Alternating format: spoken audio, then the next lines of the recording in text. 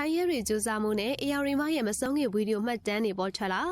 မင်္ဂလာပါပရိသတ်တို့ရဲ့ Talk Media Channel ကနေကြိုဆိုလိုက်ပါတယ်။ရေနာစရာကောင်းတဲ့အဖြစ်ဆုံးနဲ့တည်ဆုံခဲ့ရတဲ့ AR ရဲ့အဖြစ်ကမြန်မာနိုင်ငံကလူအများကိုရင်းနှီးအောင်ခန်းစားစေခဲ့ရတယ်လို့ထိုင်းနိုင်ငံကလူတွေကြားမှာဆိုရင်လည်းထိတ်လန့်ဖွယ်ရာသတင်းတစ်ပုဒ်ဖြစ်ခဲ့ပါတယ်။ပျော်ရွှင်တတ်တဲ့လူတစ်ယောက်ကဘာမဟုတ်တဲ့ငွေလေးနဲ့ရဲရဲဆက်ဆက်အသက်ခံလိုက်ရတဲ့အပေါ်မှာလူအများကစိတ်မကောင်းဖြစ်ခဲ့ကြတာပါရှင်။ယူသားကြိုးစားနေတဲ့ LGBT လေးက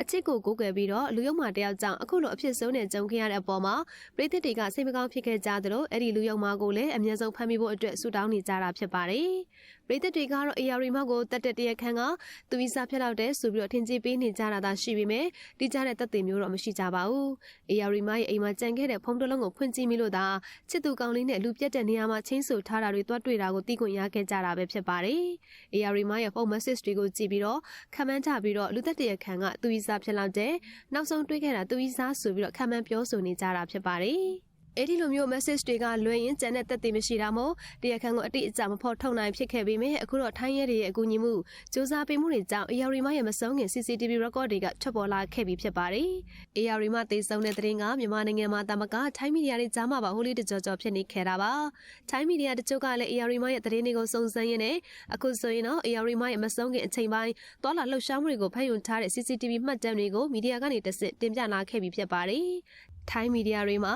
လိုက်လံစစ်ဆေးပြီးတင်တဲ့ CCTV record အရ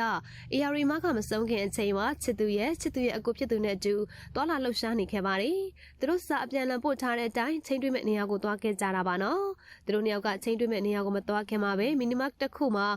အစားအသောက်တွေကိုဝယ်ချမ်းခဲ့သေးပါတယ်။ညီကိုနှစ်ယောက်နဲ့အတူ AR မှာကပျော်ပျော်ရွှင်ရွှင်နဲ့သူတို့စားမဲ့မုံတချို့နဲ့ဘီယာဘူးတချို့ကိုဝယ်ယူခဲ့ကြပါတယ်။သူတို့ကမီနီမတ်မှာသူတို့လိုရာဝယ်ယူခဲ့တယ်လို့ AR မှာကသူတဲနေကြဟိုတယ်မှာအခန်းယူဖို့အတွက်လုပ်ခဲ့သေးပါတယ်။ AR မှာကတငယ်ချင်းတွေလာတိုင်းအမြဲတဲနေကြဟိုတယ်မှာအခန်းယူဖို့အတွက်လုပ်ခဲ့တာဖြစ်ပါတယ်။ဖြစ်ချင်တော့အဲ့ဒီနေ့မှာပဲဟိုတယ်ကန်တွေကပြည့်နေလို့AR မှာတယောက်အခန်းမရခဲ့ပါဘူး။အခန်းမရလို့ AR မှာတယောက်ပြန်ထွက်မဲ့ချိန်မှာသူနဲ့ရင်းနှီးနေတဲ့ဟိုတယ်ဝန်ထမ်းမလေးက AR မှာကိုအခုလိုရွှေတွေများကြီးမိုးဖို့အနေများတယ်ဆိုပြီးတော့သတိပေးခဲ့တယ်ဆိုတာသတင်းမီဒီယာတွေကပြောပြခဲ့တာဖြစ်ပါတယ်။ AR မှာကတော့ချစ်သူကသူနဲ့ရင်းနှီးနေတဲ့လူဆိုတော့ဝန်ထမ်းမလေးရဲ့စကားကိုအမှုအမှတ်မဲ့သဘောသာထားခဲ့ပါတယ်။ AR မှာကအထက်မှာစကားပြောနေချိန်မှာလေချစ်သူနဲ့အကိုဖြစ်သူရဲ့အမူအရာတွေကမယိုးသားဘူးဆိုတာဗီဒီယိုမှာအတိုင်းသားမြင်တွေ့နေရတာဖြစ်ပါတယ်။အကိုဖြစ်သူကတော့သူ့ညီကိုအဖော်လိုက်ပေးတာဆိုပြီးတော့စိုင်အပြင်ကနေချောင်းမြောင်းကြည့်နေခဲ့တာပါအဖော်လိုက်ပေးတယ်ဆိုပြီးပြောနေပေမဲ့အကိုဖြစ်သူရဲ့အမူအရာတွေကမယိုသားသလိုချစ်သူကောင်းလေးကအကြံစီတွေနဲ့အကျွေးမှရှိနေတယ်လို့ပါပဲ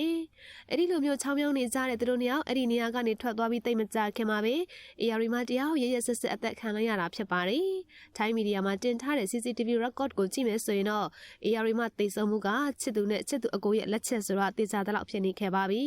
တိကျတဲ့သက်သေတွေနဲ့အမှုမှန်အမြန်ဆုံးပေါ်ပေါက်ဖို့အတွက်ဆုတောင်းပေးလိုက်ပါတယ်ရှင်